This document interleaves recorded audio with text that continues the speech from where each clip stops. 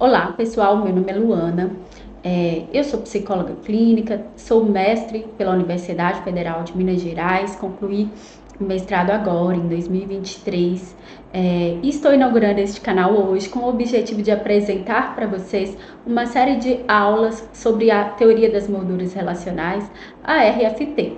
Então, assim, este projeto, ele parte do propósito de simplificar um conteúdo que muito me interessa, mas que ao mesmo tempo eu considero um conteúdo intrigante, interessante, eu considero também algo desafiador. Então, a ideia mesmo é tornar mais simples essa teoria e mais palatável, né, para todos nós aqui que nos interessamos por este tema da RFT. Parte do meu projeto de mestrado, né, envolveu uma pesquisa com o IRAP, sobre a percepção de emoções em faces humanas, e a base do meu mestrado, né, a teoria que embasa é a teoria da RFT, né? Então, é uma forma de me manter estudando, é uma forma de me manter conectada a este tema que tanto me interessa. Então, sem mais delongas, vamos ao objetivo dessa primeira aulinha, que é que vocês saiam daqui em 10, 15 minutos sabendo responder a essas questões que aparecem aí nesse quadrinho. A primeira delas é: o que é RFT? A segunda: o que é RRAA, ou responder relacional arbitrariamente aplicável? A terceira: como se estabelece esse RRAA? A quarta: o que são as molduras relacionais? Afinal de contas, RFT significa teoria das molduras relacionais.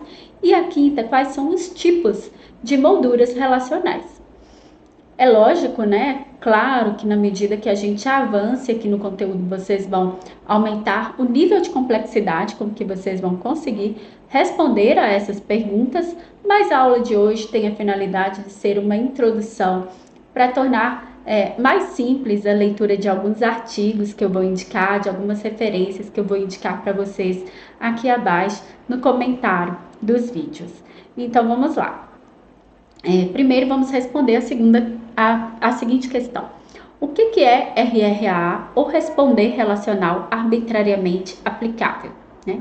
Então, o RRAA, ou responder relacional arbitrariamente aplicável, é a base da nossa linguagem e cognição de acordo com a RFT, que é a teoria das molduras relacionais. Toda ciência, gente, tem as suas unidades básicas de análise, né? Então, por exemplo, na física, a gente tem os átomos, na biologia, a gente tem as células, na análise do comportamento, a gente tem outras unidades básicas que ajudam a gente na compreensão dessa ciência, né? E dentro da teoria das molduras relacionais, a gente tem unidades básicas também, né? E o RRAA é uma dessas unidades básicas de análise, né? Que, de acordo com a RFT, é a base da nossa linguagem e cognição. Então, o que seria o RRAA? É um comportamento operante, lembrando então a definição de operante, de acordo com a análise do comportamento, é aquele comportamento que é selecionado pelas suas consequências. Então, o RRAA é o tipo de resposta, é um responder que é selecionado pelas suas consequências e que tem as seguintes características: a capacidade de relacionar estímulos, ou seja, a capacidade de responder a um estímulo em termos de outro, e a capacidade de abstrair. Então, vamos falar um pouquinho sobre a capacidade de relacionar, quando a gente relaciona uma coisa com outra, né? Então, por exemplo, se eu digo que A é igual a B, ou que B é igual a A, é um tipo de relação que eu estou estabelecendo entre A e B. Se eu digo que alegria é igual a uma emoção, eu estou relacionando que alegria é emoção. Se eu digo que alegria é diferente de tristeza, então também estou estabelecendo uma relação de diferença. Então, essa que é a nossa capacidade de relacionar, responder a um estímulo em relação a outro, em termos de outro. E a capacidade de abstrair é a capacidade que nos permite estabelecer relações simbólicas, relações convencionais entre os estímulos, entre as coisas. Então, vamos nos atentar um pouquinho para essa capacidade de abstração. Lembrando então que o responder relacional arbitrariamente aplicável é um tipo de operante que é a base da nossa linguagem e cognição e que abrange essas duas características, relacionar e abstrair. Relacionar e abstrair. Então, falando um pouquinho sobre a capacidade de abstração, né? Para isso eu vou usar o seguinte exemplo. Imagina a seguinte situação. A gente tem duas moedas, uma moeda de 50 centavos e uma moeda de 25 centavos. Eu posso relacionar essas duas moedas da seguinte maneira. 25 é maior que 50. Se eu olhar só para o disco, né, para a circunferência, a moeda ali de 25 centavos, ela é maior em seu tamanho que a moeda de 50 centavos. Então, esse tipo de relação é uma relação que é feita com base nas características físicas, nas características topográficas desses dois estímulos. Então, eu estou fazendo uma relação com base no tamanho desses objetos. O disco da moeda, a circunferência de 25 é maior do que a circunferência de 50. Como que a gente aprende a fazer essa relação, né? A partir de um treino extenso de relações entre estímulos. Então, por exemplo, se eu pego um pombo, certo? E coloco ele diante de uma circunferência menor e uma maior. E a partir de um longo treino, eu sempre dou um reforço para o pombo quando ele bica o disco maior. E depois que ele aprende essa relação, eu substituo por outro par de discos, um menor e um maior, só que de diferente tamanho do primeiro treino. E de novo, eu reforço o pombo quando ele escolhe o maior, quando ele bica o maior. E faço isso muitas vezes. O pombo, ele aprende a relacionar, ele aprende a sempre responder diante do disco maior. E nós também aprendemos essa relação, né? Só que a capacidade de abstração, ela vai para além disso. Então, por exemplo, diante de uma moeda, né, de 50 centavos e de uma moeda de 25 centavos, eu posso relacionar que 50 é maior que 25, de acordo com o valor monetário.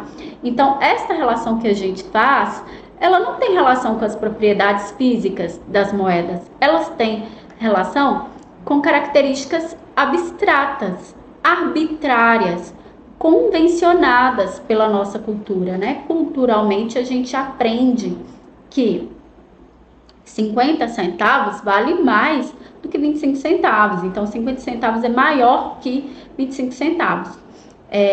Quando eu faço esse tipo de relação que não tem nada a ver com as características físicas ou topográficas dos objetos, eu estou abstraindo. Então, é isso. O RRAA, ele abrange a característica de relacionar estímulos e também de abstrair estímulos. E essa capacidade, veja bem que ela vai evoluindo ao longo de um contínuo, em que primeiro a gente aprende a relacionar as coisas por suas características topográficas, né? Por suas características físicas, e depois a gente vai adquirindo essa característica, ou essa capacidade, né, de relacionar os estímulos por características simbólicas, arbitrárias, né? Então, ao longo da aprendizagem da língua, a partir de um treino extenso de relações entre palavras faladas, palavras escritas, que não compartilham semelhanças topográficas e objetos, a gente vai aprendendo a relacionar as coisas de forma arbitrária. A gente vai aprendendo a relacionar estímulos uns em relação aos outros a partir das suas características arbitrárias.